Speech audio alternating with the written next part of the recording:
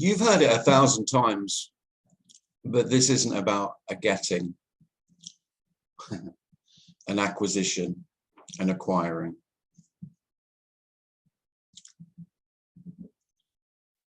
An attaining, a realizing.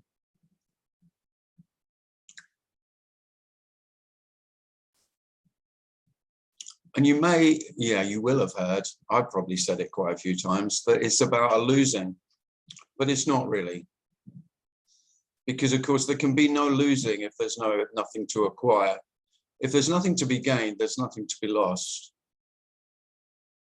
But there is the losing is a seeming losing. It may well feel like losing. And it may well feel like the inability to attain what is longed for, what is desired, what has been fantasized about, whatever has been dreamt of and hoped for. That's not what we're speaking of.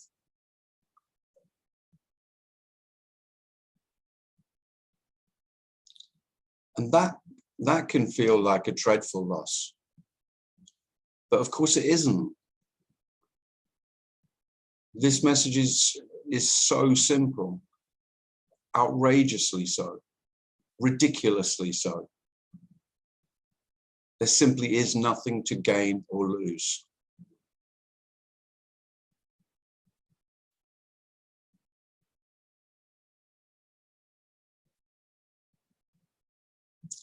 It may simply be obvious that you already have nothing, that there is no one to have anything. That's the whole message. And that can sound very pessimistic, even nihilistic, but it's not. It really isn't. It's neither optimistic nor pessimistic. It's simply as it is, requiring no knowing, no understanding, no requirement whatsoever. And the absence of any requirement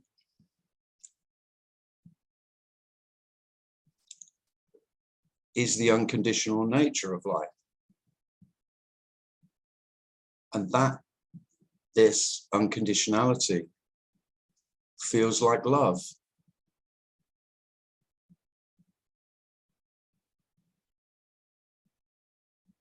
Not a love for anyone, not even a love for itself. A love that is utterly neutral. It's even devoid of neutrality. Not neutral, it's more neutral than neutral. It doesn't take sides. There are no sides.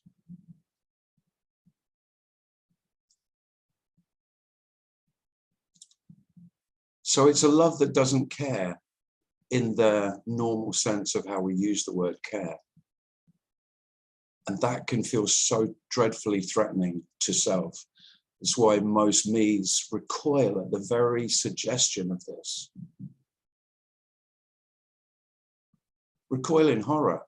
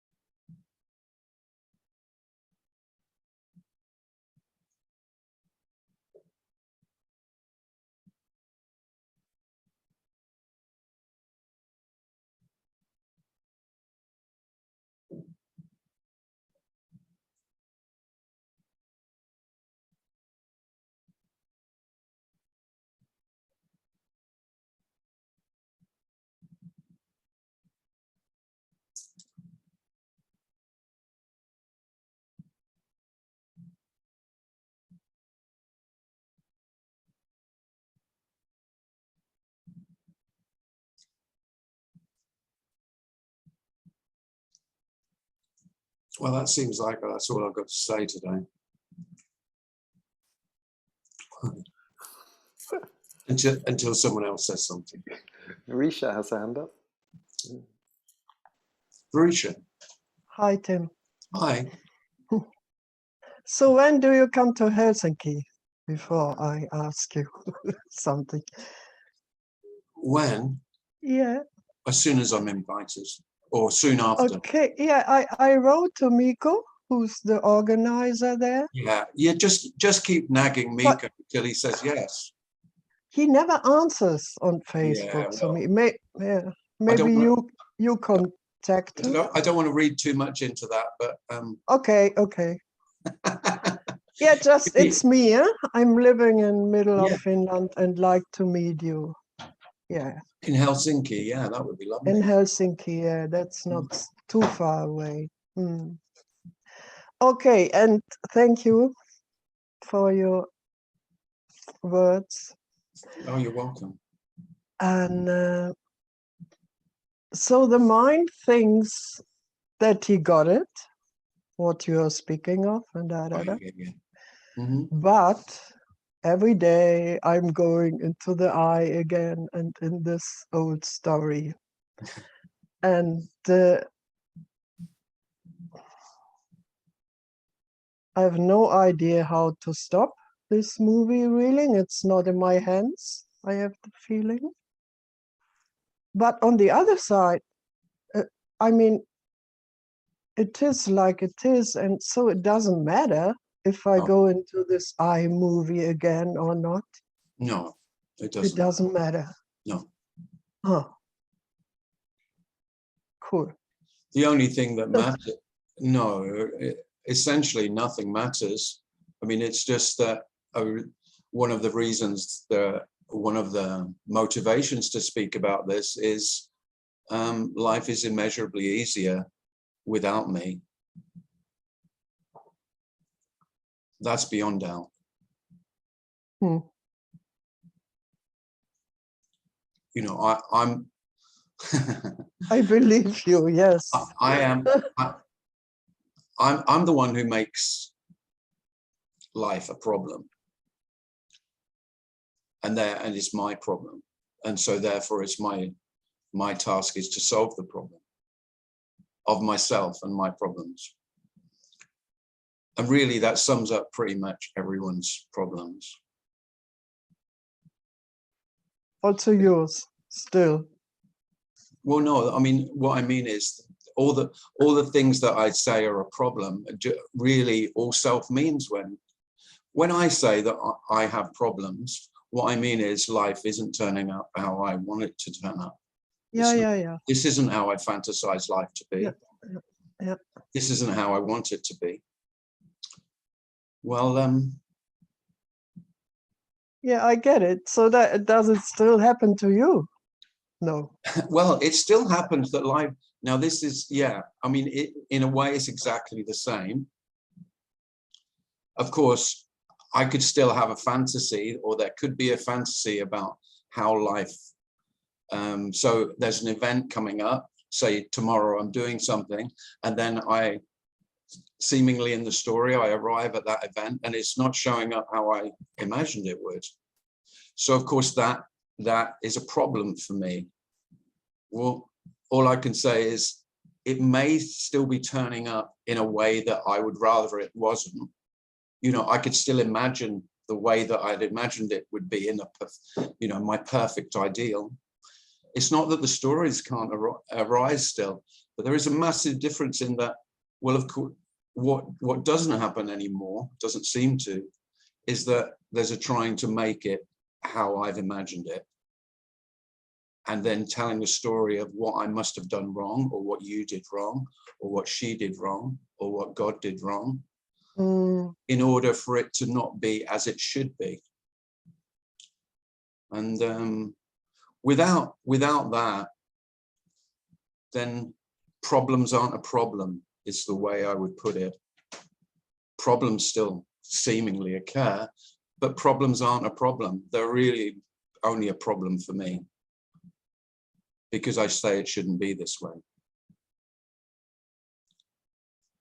Yes, cool. Yeah, cool. Thank you. But you mustn't imagine that Tim or any other speaker that you like the sound of who speaks about this, their lives are all, you know, sweetness and perfection. No, of course, life just appears as it does. That's it. Yes. It's really what seems to happen is there's an absence of the questioning of life. Yeah. There's no longer, it was always me who was asking, why is it this so? Why is this happening like this? Why is this happening to me? Why does this always happen to me? I mean, that's a favorite story of mine, isn't it? Me loves the story of I've been particularly targeted by life for, you know, more than my fair share, because self has this idealism of fairness, that life should be intrinsically just and fair, and if it's not, then surely it must be my responsibility to do something about it. And really that sums up the vast majority of what we'd call suffering for most individuals. Yes, yes, I'm fed up with this. It certainly really, was. It certainly was for me. So yeah. this isn't the absence. We're not talking about making your life better. We're just saying that life is how it is. That's it.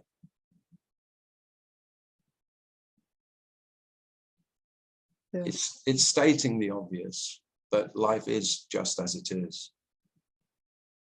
And that may well include the energy and the thoughts to, you know, to say that it shouldn't be as it is.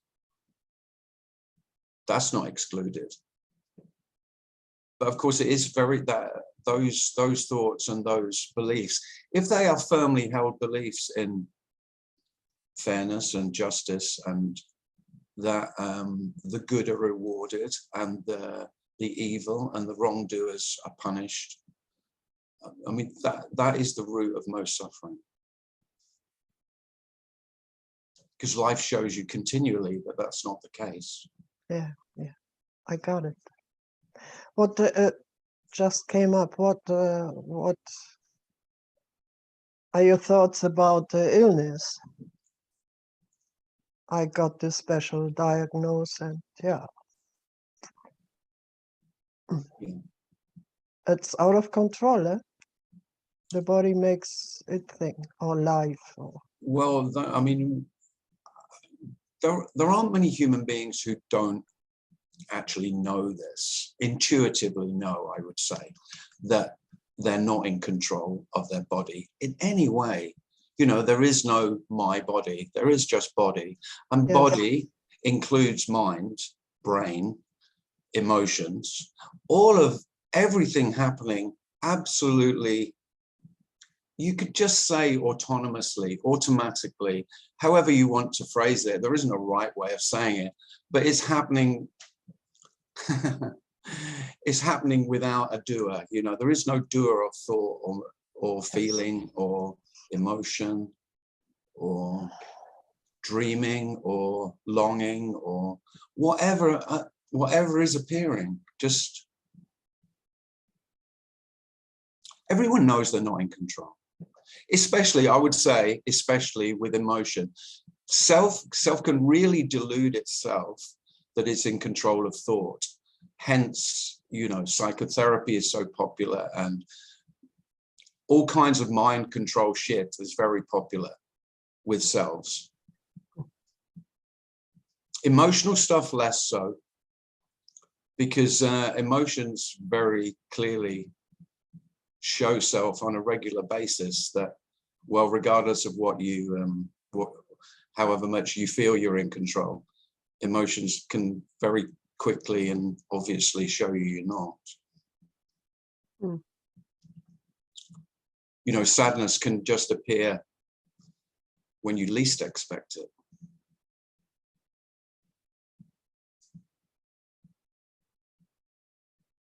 for example, as can joy, as can everything. Everything is just spontaneously appearing.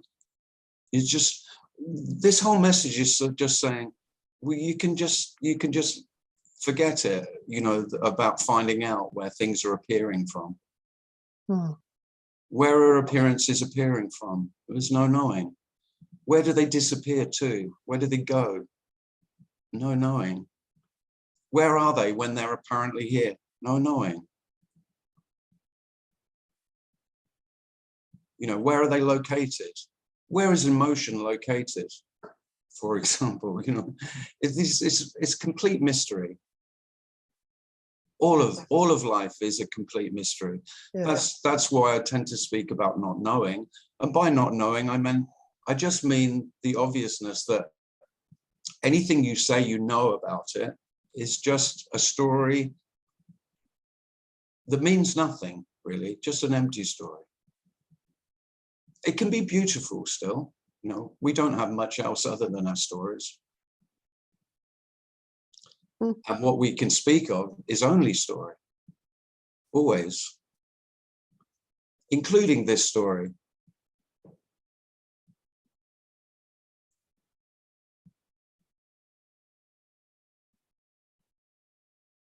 Yeah, so nothing to do or what? Nothing to, no.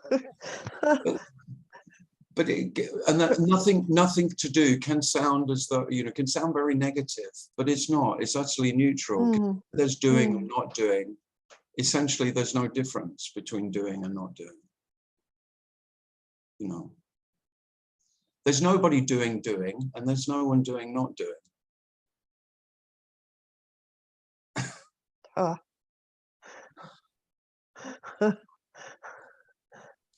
Because it can sound it can sound as though we're speaking of not doing as superior, or it's some way it's a better way of being, not doing.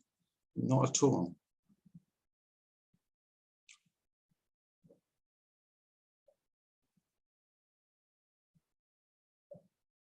There's no higher or lower.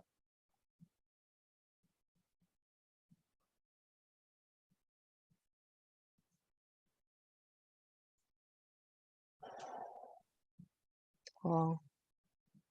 I mean, it just can be a nice break from doing to not do something. Hence, meditation is so popular, or mindfulness, or just sitting, or, you know, or fishing, or going for a walk, or golfing, or drinking coffee, or yes, stroking stroking the cat. Yeah, I do this often. Yes, but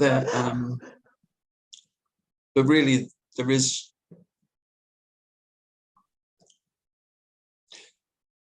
It can be really obvious that there's no higher doing, or,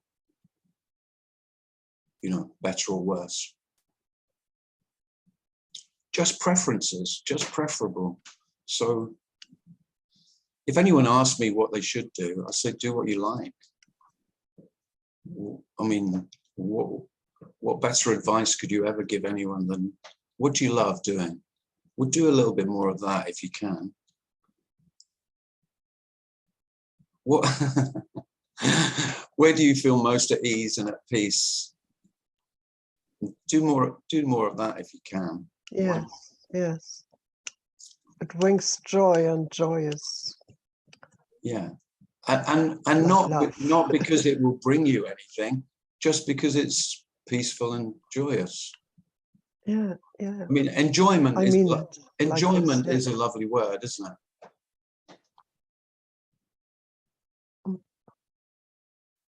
Whatever brings enjoyment. Oh, thank you. Thank you. Oh, you're welcome.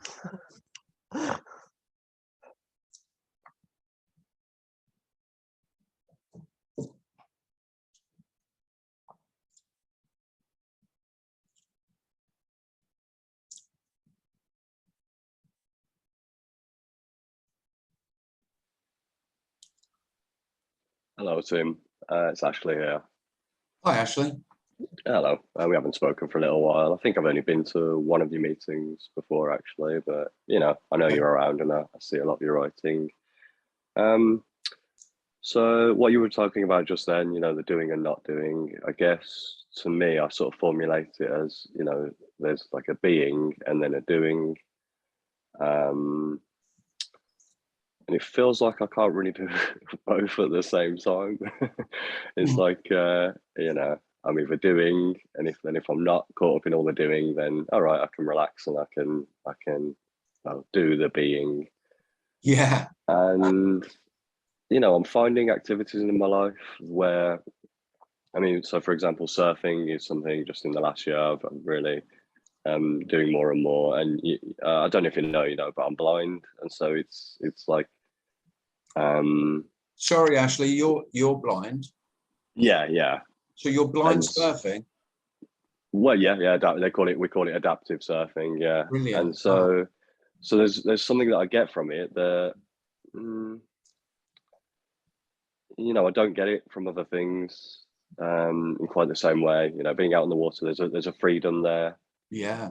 And it's a paradox. Sort of like it feels like I'm sort of held and safe, but at the same time, I get injuries all the time, and I threw up in the water yesterday, in fact, and it doesn't always feel good, but the feeling that I get when I'm out there is just nothing like it, Oh, and so then sounds amazing. Yeah, but then how where is that now? Do you know what I mean? Like, well, it's not. Where does that go? Well, yeah, exactly. There's no knowing that, actually. Yeah. If anyone tells you they know, well, they'll be telling you a story that they know. But then I feel like I'm trying to do that now as well. So, writing about non-duality, there is like sort of the conflict in it as well. It's like I'm trying to get something from it, or yeah. Well, the only advice I could give you is, you can't get it wrong, actually. So, write away, speak away. It's all okay, because there's no greater myth than you could speak inappropriately about this. Yeah. It's not possible. All that will happen is some people will like the words that seem to come out of Ashley, and others won't. That's all. That's all it means, and it doesn't mean anything other than preference. And when that is blatantly obvious and undeniable, that when people speak about better or worse and higher or lower, all they're talking about is a personal preference. It doesn't mean anything, and there is great freedom in that.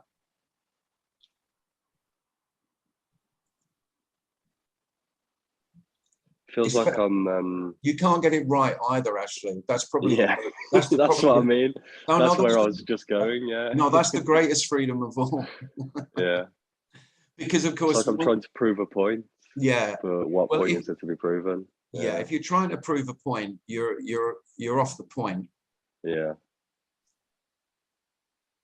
This doesn't need any proof. This is doubtless.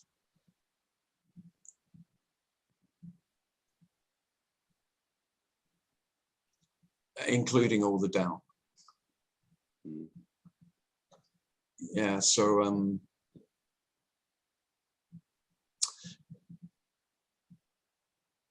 pretty much, if you're trying to prove a point to anyone in an argument, that's always pretty pointless. That's a futile task. But with non-duality, it really is. Because this doesn't need any defense. This doesn't, there is nothing, this has no requirement of you to defend it in any way, because there is nothing to defend. I guess it feels so like the defense is, it's more of a, an ego thing or whatever. It always just comes back to that. It's me trying to keep me safe. And secure. If you start speaking about this, you will feel that vulnerability for sure, because there's plenty of people, as soon as you put your head above the trenches, there's many more people would rather see you shot than praise you, Yeah. or agree with you. But then, so you seem to have an ability to, you know, laugh along with it, and that is something I do envy. Yeah, feels like I can't laugh along with it so much, but I'm looking for that.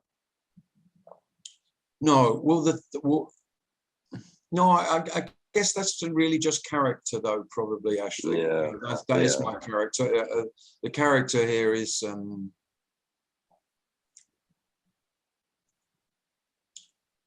I mean, I lived for 30 years as a teacher, and I lived on sarcasm. You know, that was my weapon of choice. So it's really all you're left with as a teacher.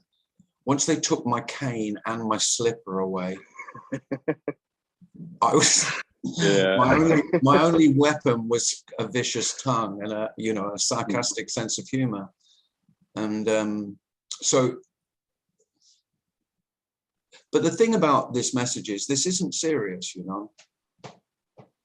I know it sounds, in a way, it is the most deadly. And yet again, like everything about this message is paradoxical. You could say it's the most serious. There's nothing more serious than saying every self is just deluding itself of its own existence. You know, that's pretty heavy shit right there, isn't it? But it's funny as fuck as well. Yeah. So I get it when I get it. Yeah. the heaviness and the humor, the dark. I mean, it's the darkest humor, really. This. I mean, if it is like getting the cosmic joke, the ultimate joke, and the ultimate joke is virtually all of humanity is walking around thinking it has free will, volition, personal power, autonomy, all of these fallacies which we take as normal. Now, if it is glaringly obvious that that is erroneous, it's funny, it's very funny, but it's tragic. It's a very tragic comedy, this being me. But you will find, I mean, here it is found to be more, it's the tragedy is not lost. Because I know how much I suffered at my own hands. You know, how much suffering I created for myself, for this human being. It was immense. And I see it everywhere. I see it in most of my friends, most of my family, because most people are embroiled in this baseline belief in I. That is the root, that is the very essence of knowing and of personal power. And it's this sense of power which comes from knowledge that undoubtedly is the root of most suffering. And it's funny and tragic.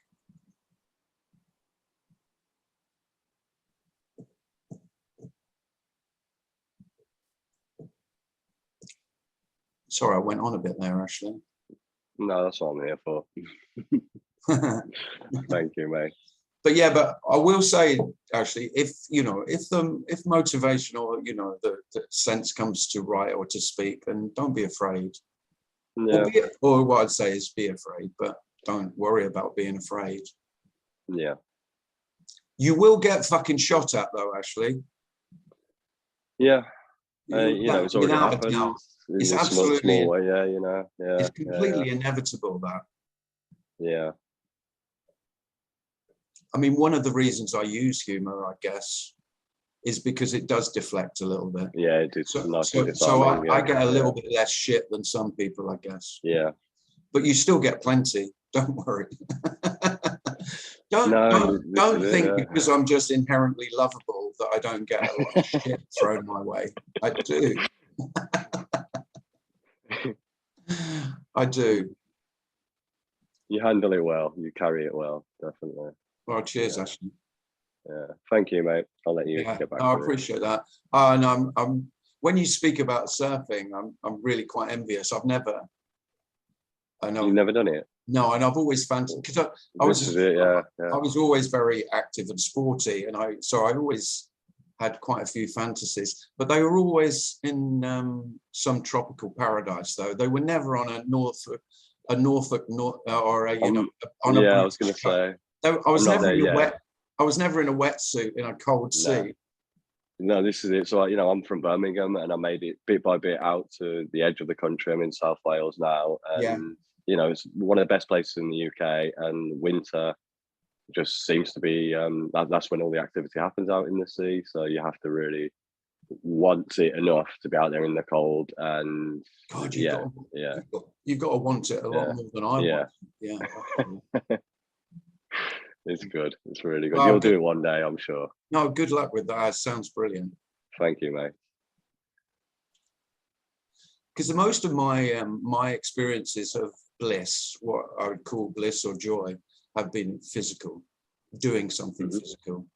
So I really appreciate it. So dancing, dancing, running, sport in general, playing tennis. I've had some real ecstatic experiences playing tennis.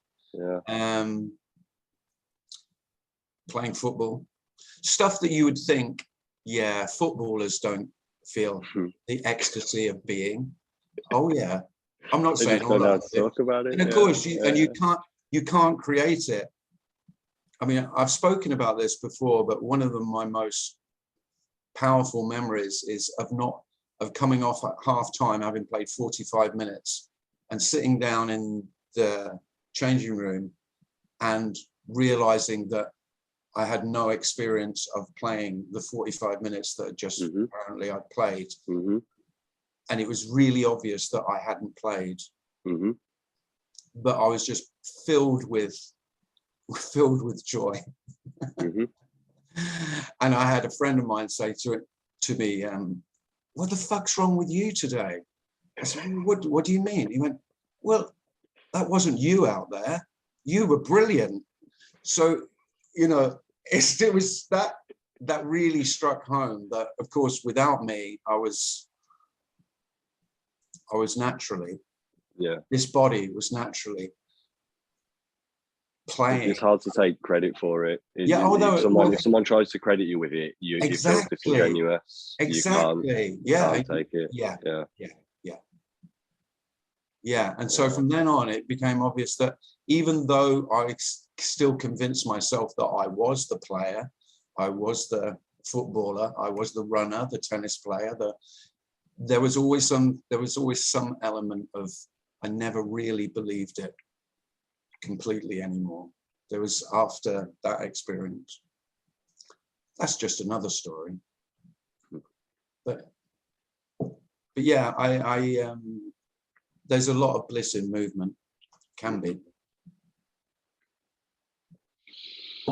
You don't have to sit in complete stillness in meditation to reach transcendental states. They happen just as they happen.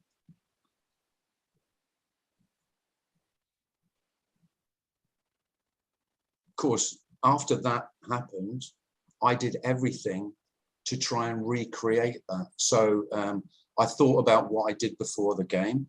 I thought about what I'd eaten, what my pre-match preparation had been, and I tried to recreate, so that it could happen again. It doesn't work like that. You may have found that. Yeah. Just like in my book and on the front cover of my book, I've got a place where in memory I had a awakening experience, a oneness experience, a blissful experience. And I was forever going back there, time after time, to try and find it, to try and recreate it. Because this isn't created, it's not possible to recreate it. This isn't being created. There's nothing before this that creates this. There's really no before and after.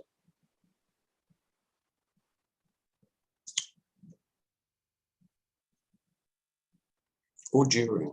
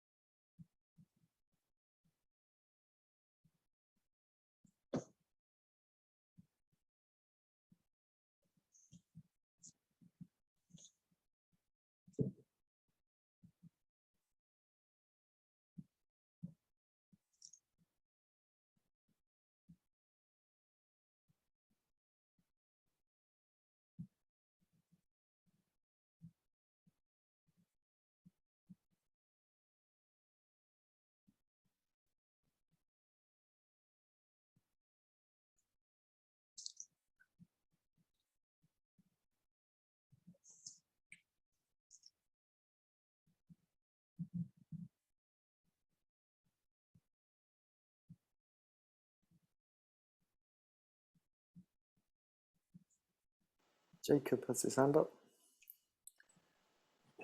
Hi, Jacob. Hi, Tim. How's it going? Yeah, good, thanks.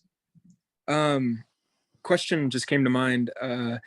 As you're listening to people kind of tell stories or what you might apparently hear as stories, do you notice that there is more or less patience just to kind of hear people, ramble on about their life or what's happened to them or things like that? Or do you just kind of nod along and kind of pay lip service to it, or just kind of curious about that? I don't think there's any rule about that, Jacob. I mean, just depends. Yeah, I think sometimes, maybe overall, I'm more patient, but I don't have any sense of being patient. But when everyone's story is equally just a story, I'm not judging. One thing that doesn't happen is I don't judge the story as significant or insignificant or on a scale somewhere in between, of relevance. You know how normally as me, what I would have done is I would just say, is that an interesting story or not? And really what I meant by that was, how relevant is their story to me? Does it have is the story something that I can then talk about my story? Because that's really all self ever wants to do, isn't it? When I listen to a story as me, all I'm really ever thinking is, oh yeah, what's my story about their story? And I'm just waiting this, maybe I'm just talking about myself here. I'm just waiting to butt in to do a bit of one-upmanship on their story about my story, which relates to their story, but is a bit fucking better and more interesting, to be perfectly honest. That doesn't happen. Well, it might do, but it happens it's not likely to. Everyone's story is equally empty. So in a sense, when everyone's story is of no interest whatsoever, then miraculously, everyone's story is interesting in its utter, useless, egotistical, self-centered, pathetic, listen to my storyness. And in that, there's a kind of a love that wouldn't have been there before. That really sounds very pompous, but it's not. It's the opposite, actually, because so say I'm just thinking who I'd like to hear a story from. Who do I like? Gerard Depardieu. He'd have a few good tales. If I was drinking with him, he'd be a good storyteller. I wouldn't mind listening to some of his tales.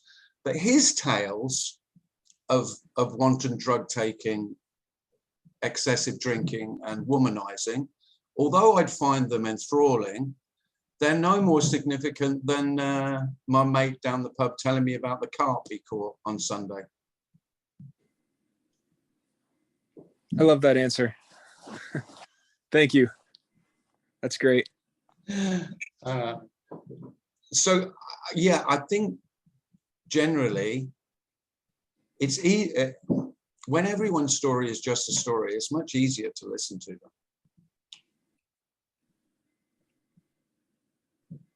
Thank you, Tim. Thanks, Jacob. I might call it an interested disinterest. Are you really interested? No, I'm not really interested. But then I'm not interested. Probably wouldn't be interested in anything. Oh, I would be, actually. I'm lying, because if Severiano Ballesteros, bless him, no, he can't. So Tiger was in Britain, and he'd heard that I was up the Rose and Crown in the Village. So Tiger Woods popped in to have a chat with me about him winning the Masters. I might be a bit more interested in that. I'm just being honest there.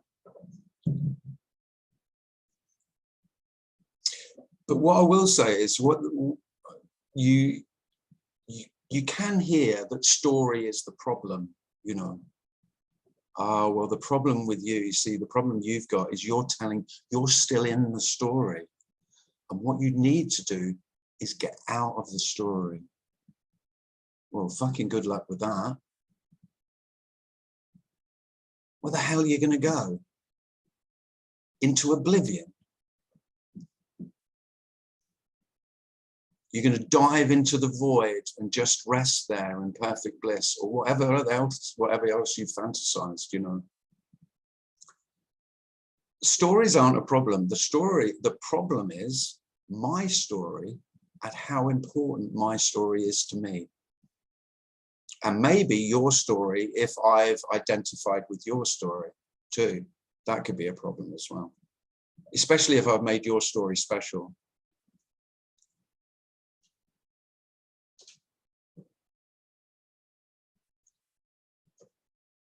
So what we're speaking of is the end of the specialness of stories, including the story of non-duality.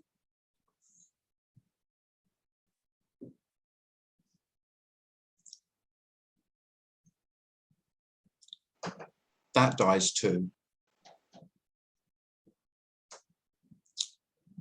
The specialness of it. There'll just be stories you like listening to and stories you like less. Stories that bore you rigid and stories that enthrall you. Well, isn't that enough? Stories that bore you, turn the fucking telly off. get out of the house. Laura has a hand up. I'm full of a lot of advice today. It's quite amusing me. All good advice though, turning the telly off and getting out of the house. Laura. Hi, Tim. Hi. So the question coming up was, is there still a sense for intimacy? And I'm not talking about physical intimacy, like this, that this intimacy to try to like protect something like a like a sensitiveness of yourself. You know, do you sense-wise understand what I'm meaning? Yeah. Is that still happening there, or has that changed, or? Yeah, I would say that was one of the biggest changes, is that is the absence of fear of intimacy. Because really what self is always afraid of. Self longs for intimacy and connection, of belonging, of connection, and being, well, in the perfect world, being one with the perfect lover. That's the longing, really. And so most human beings do it by finding, you know, the one to complete me, because self has this sense of incompletion, this sense of not being whole. There's something missing. There's something, it may be sensed really physically, like there is a hole through the middle of me. You know, there's something that actually, there's part of me that's, so I feel incomplete. So I go in search of completion. And the most common way is to find a lover. But not just any old lover. Of course, any old lover will do, but it will essentially be unsatisfactory, because I'm looking for the one, the perfect one who will complete me. So they have to fit exactly the hole that is missing in me to complete me. It's like the missing piece. And so most human beings spend their life looking for this one. It doesn't have to be a sexual partner. It can be a spiritual one. You know, it can be that. But most commonly, it is a physical partner. And physical intimacy does play a big part in that sense of longing and looking for completion for most of us. Nearly everyone I know, that's what they've spent most of their life doing. Or they've spent half their life doing that and the other half running away from that because it's fucking terrifying.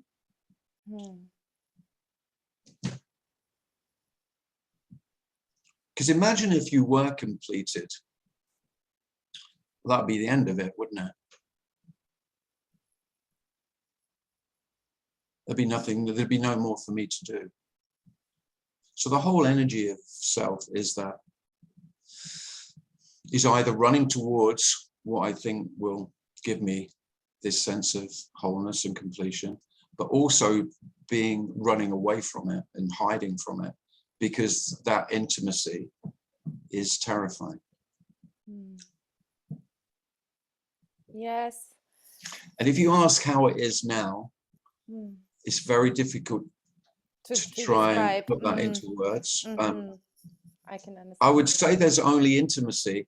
And so when there is only intimacy, it's no longer felt as intimacy, because intimacy in the sense of it's normally spoken about is intimacy for me. And of course, what we're speaking of is an intimacy that doesn't have anything else.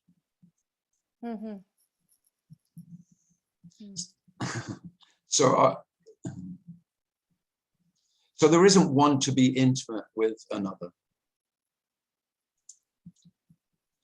There is no one another. You could say that's quite a loss, really. Yeah, it feels when I listen to you it feels as if it is something like the last like it feels a bit like a potential loss of the last protection barrier Yeah. here. Yeah, something like that. Yes. Yeah. I will say there isn't a fear of intimacy or the longing for it that there was. I mean, so you could say it's a loss and a gain, you know, because the loss of the fear of intimacy is beautiful. I mean, I would say that's one of the most beautiful aspects of what we're speaking about.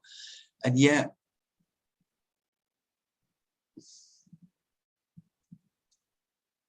there is no possibility of completion anymore because this is already complete. And so that is the end of the search. So that can seem, I mean, talk about telling a story. It can seem to take quite a lot of getting used to that there isn't anything else to find. And there is no hope of completion because this is already absolutely whole and complete.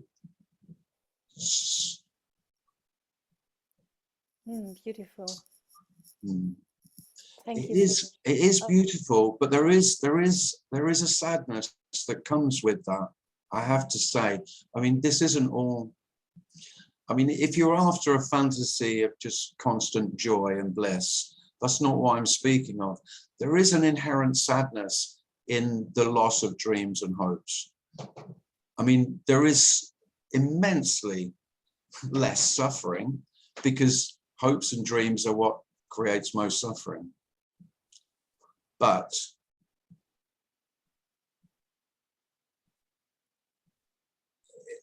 hopes and dreams have been a habit of a lifetime, and this longing has been a habit of a lifetime, and that kind of still has a momentum to it. So there is a sadness that, because there's no possibility of pursuing it, there is nothing to pursue. You know the thrill of the chase. I'm sure you know what I'm speaking of. And it doesn't really matter what me is chasing, but me loves the thrill of the chase. That's dead. Because that is for me. There's no point in chasing this. Here, it's here. You know, there's no catching it. If you caught up with it, you couldn't get it. You couldn't have it. There's no chasing.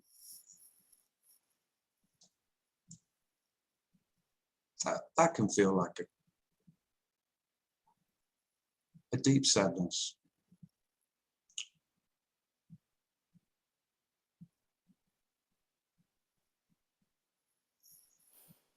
That's not the best selling point for this. Yeah. Let's keep quiet about that. But it is, I could call it a beautiful sadness even, so there we are. Yeah, it's true. Like, I think I got in this topic of this, I don't know, non-dual message maybe 1.5 years ago. Yeah. So, and now yes, that is like, it's accurate that what you just said about it's like all hopes and dreams like are taken, like in the beginning there's this enjoyment or whatever, I don't know, but now it's like empty, just empty and empty. Yeah. Yes. I know.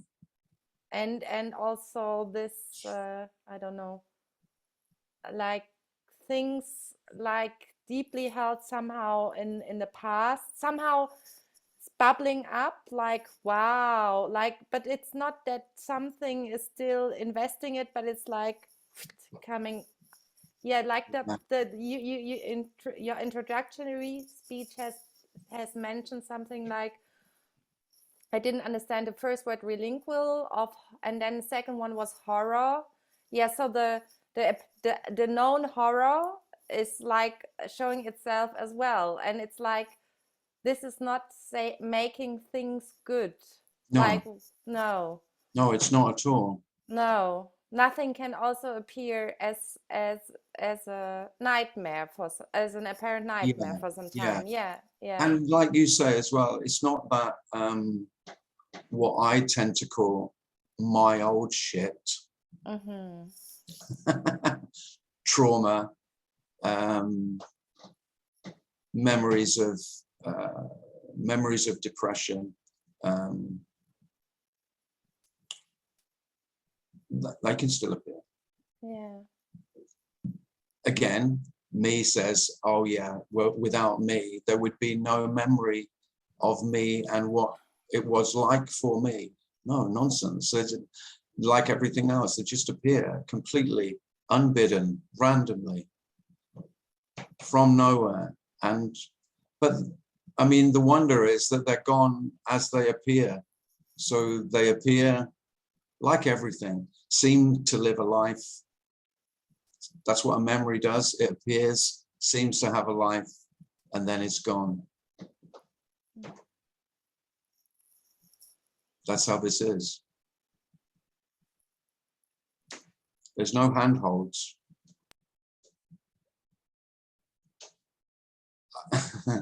I used to read a lot. I read a lot of non-duality books, and I would read a lot that, you know, this is not for the faint-hearted. This is only for the courageous. No, that is bullshit. This is in spite of, despite your courage, your whatever. This is, it makes no odds. This isn't caring whether you're courageous or cowardly. It's all regardless.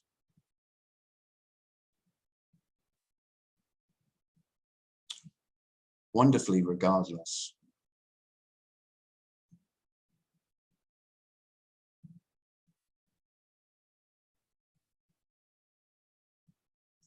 This knows nothing of you. Nothing. That's the love, the complete indifference, the utter and total indifference of life to what you have called yourself.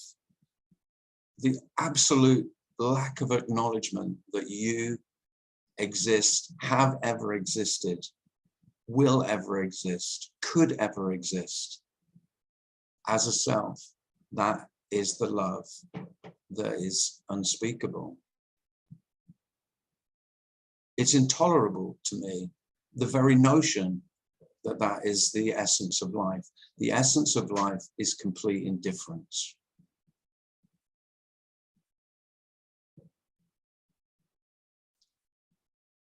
And of course, it makes no sense whatsoever that that could be love, that is love.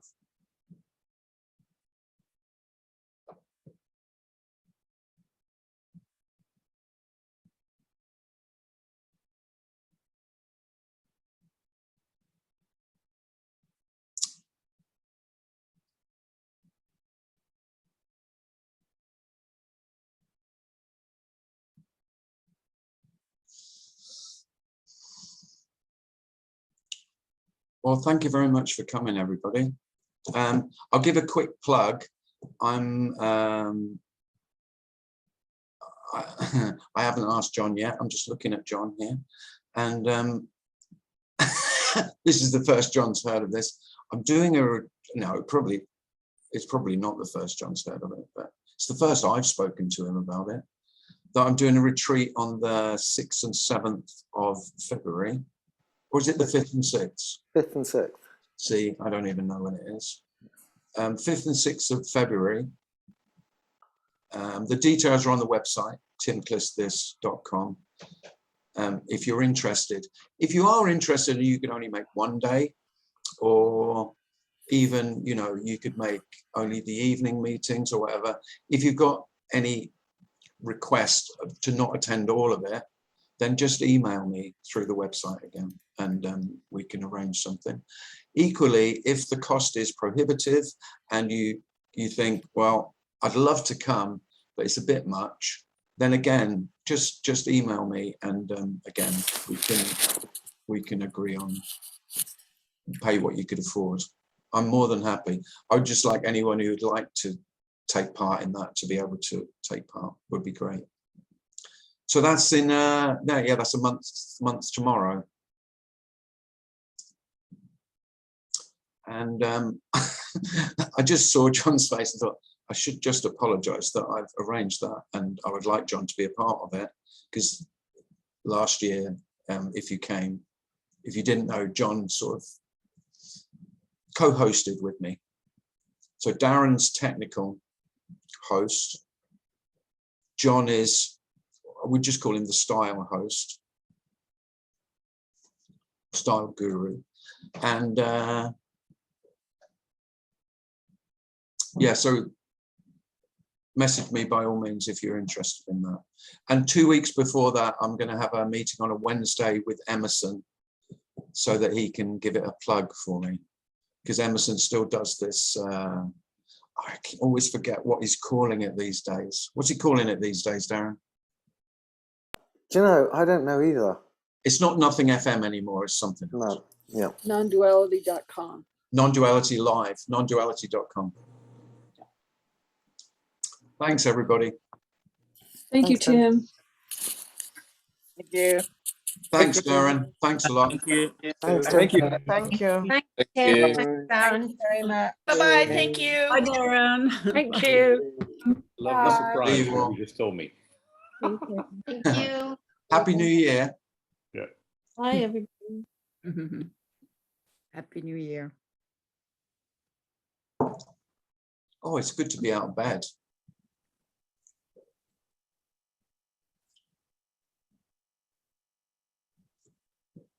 No one is going to leave. So John, my apologies. You didn't know anything about it, I guess. No, I didn't, but that's cool. But so I just thought, well, I can't really announce it, and then think, oh, John's listening. So it was kind of covering my own incompetence and embarrassment. Well, I knew about the dates because I've heard you mention them before. Yeah, but I'm sorry I haven't contacted you. Oh, In my defense, I've been ill. Yeah, I know you've got all the excuses, Tim. You don't need to worry. Does that wash with you? Well, yeah, with Omo maybe, or Dash. Until now, I've been happily thinking, oh great, I will go along to Tim's retreat as one more person, and I still will, but I will be even more implicated in controlling the style aspect of your. Well, I don't think you can pay and be co-host, can you? Well, I don't know. Maybe we'd call it a bloody big tip. Incredibly mercenary of you. Yeah. Anyway, I'll give you a call, John. Yeah, that would be great. Sorry about that. No. Take care, everybody. Bye, It's a Tim. lovely Christmas present. Thank you, Tim. Yeah. Oh no, you're welcome. And yeah. Cheers. Bye.